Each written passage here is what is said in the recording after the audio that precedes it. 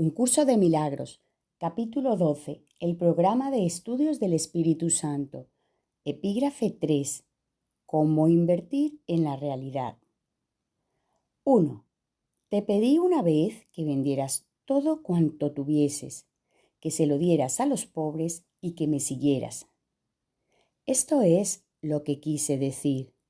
Si no tienes interés alguno en las cosas de este mundo, puedes enseñarles a los pobres dónde está tu tesoro. Los pobres son sencillamente los que han invertido mal, y vaya que son pobres.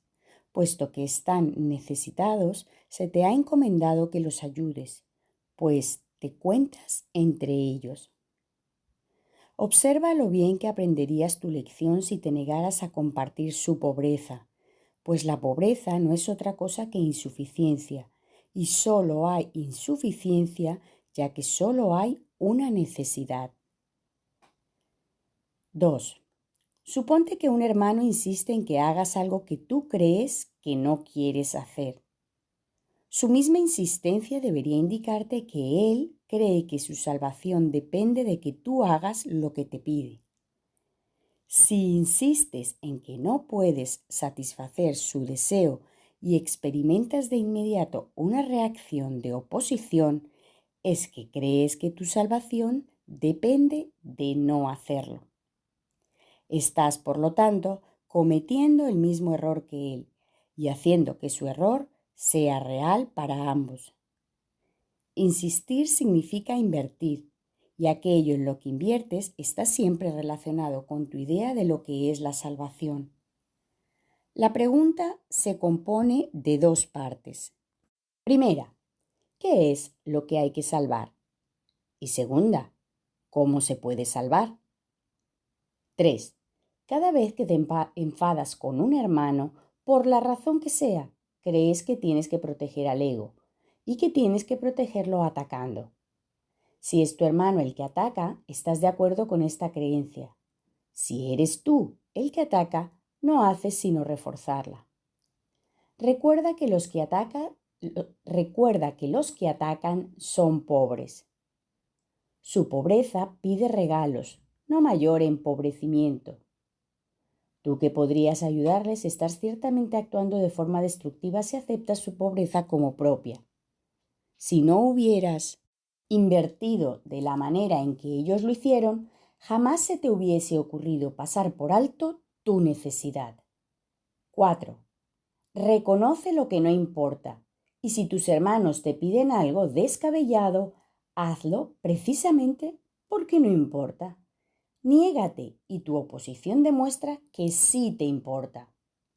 Eres únicamente tú, por lo tanto, el que determina si la petición es descabellada o no. Y toda petición de un hermano es tu propia petición. ¿Por qué te empeñas en negarle lo que pide? Pues negárselo es negártelo a ti mismo y empobrecerte a ti y a él. Él está pidiendo la salvación al igual que tú. La pobreza es siempre cosa del ego, nunca de Dios. Ninguna petición es descabellada para el que reconoce lo que es valioso y no acepta nada más. 5. La salvación es para la mente y se alcanza por medio de la paz. La mente es lo único que se puede salvar y solo se puede salvar a través de la paz. Cualquier otra respuesta que no sea amor surge como resultado de una confusión con respecto a qué es la salvación y a cómo se alcanza. Y el amor es la única respuesta. Nunca te olvides de esto y nunca te permitas creer ni por un solo instante que existe otra respuesta, pues de otro modo te contarás forzosamente entre los pobres, quienes no han entendido que moran en la abundancia y que la salvación ha llegado. 6. Identificarte con el ego es atacarte a ti mismo y empobrecerte. Por eso es por lo que todo aquel que se identifica con el ego se siente desposeído. Lo que experimenta entonces es depresión o ira, ya que lo que hizo fue intercambiar su amor hacia sí mismo por odio hacia sí mismo, y como consecuencia tiene miedo de sí mismo. Él no se da cuenta de esto. Aun si es plenamente consciente de que está sintiendo ansiedad, no percibe que el origen de ésta reside en su identificación con el ego y trata de lidiar con ella haciendo algún trato de mente con el mundo. Siempre percibe este mundo como algo externo a él, pues esto es crucial para su propia adaptación. No se da cuenta de que él es el autor de este mundo, pues fuera de sí mismo no existe ningún mundo.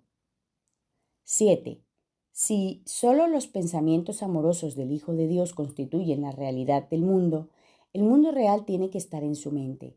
Sus pensamientos descabellados tienen que estar también en su mente, pero él no puede tolerar el conflicto interno de tal magnitud. Una mente dividida está en peligro y el reconocimiento de que alberga dentro de sí pensamientos diametralmente opuestos es intolerable. Proyecta, por consiguiente, la división, no la realidad. Todo lo que percibes como el mundo externo no es otra cosa que tu intento de mantener vigente tu identificación con el ego, pues todo el mundo cree que esa identificación es su salvación. Observa, sin embargo, lo que ha sucedido, pues los pensamientos tienen consecuencias para los que los piensan. Estás en conflicto con el mundo tal como lo percibes, porque crees que el mundo es antagónico a ti. Esta es la consecuencia inevitable de lo que has hecho.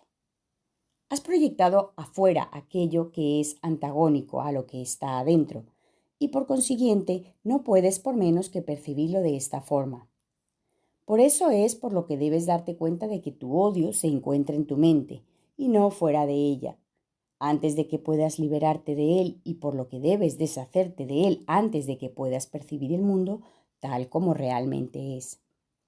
8. He dicho antes que Dios amó tanto al mundo que le dio a su Hijo unigénito. Dios ciertamente ama el mundo real y aquellos que perciben la realidad de éste no pueden ver al mundo de la muerte, pues la muerte no forma parte del mundo real en la que todo es un reflejo de lo eterno. Dios te dio el mundo real a cambio del mundo que tú fabricaste como resultado de la división de tu mente, el cual es el símbolo de la muerte. Pues si pudieras realmente separarte de la mente de Dios, perecerías.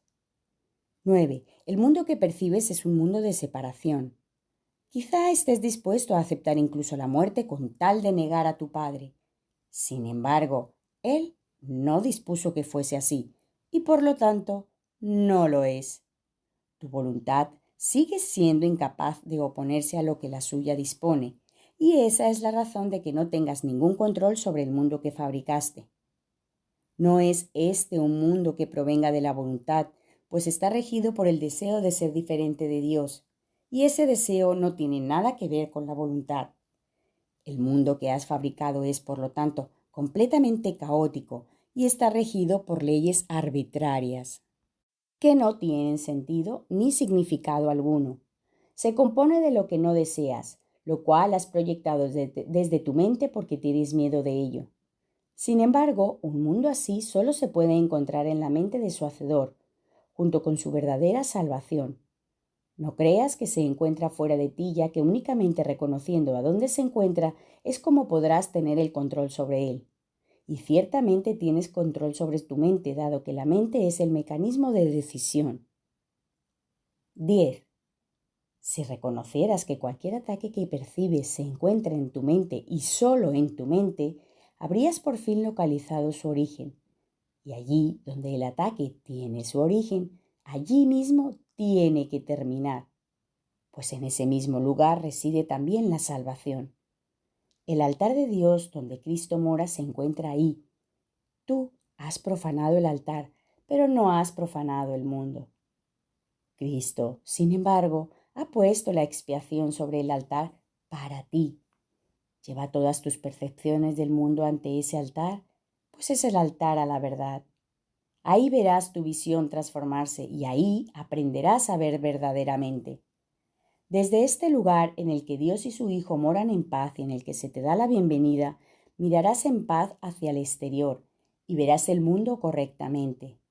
Mas para encontrar ese lugar, tienes que renunciar a tu inversión en el mundo tal como lo proyectas y permitir que el Espíritu Santo extienda el mundo real desde el altar de Dios hasta ti.